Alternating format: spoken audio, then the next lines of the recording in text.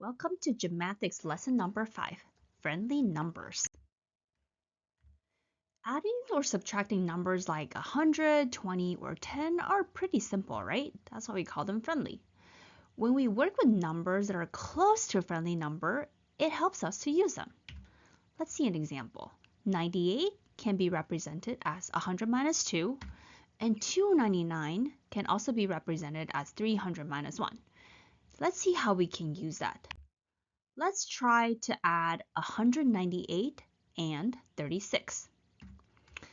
Let's think that 198 is pretty close to 200, right? So we'll add 236 to make 236. Then we'll take away the 2 because 198 is 2 away from 200 to get your final answer of 234. Let's try subtraction. What is 301 minus 97? We can take away 100 first to make 201. Then we add back the 3 to get a final answer of 204.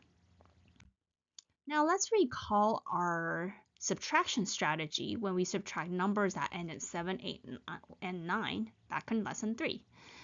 What we do is we can round up to the closest 10, then add back the difference. Let's try 74 minus 48. We can do 74 minus 50 first, then add back the 2. So we can get 24 plus 2, which is 26. Now let's practice addition and subtraction examples. For addition, we can do the round up and subtract example on 28 plus 34. So you can round up the 28 to 30, then take away the 2. And in the cases where the digits are small, you can round down, then add. So for example, 403 plus 385, you can try it as 400 plus 385 first, then add the 3. Let's try subtraction. When you're subtracting a large ones digit, you can round up the 28. So you can do 55 minus 30, then add back the 2. And in the case where the digits are small, in the subtraction, you can round down, then subtract. So 100 minus 21 can be 100 minus 20, then take away a 1.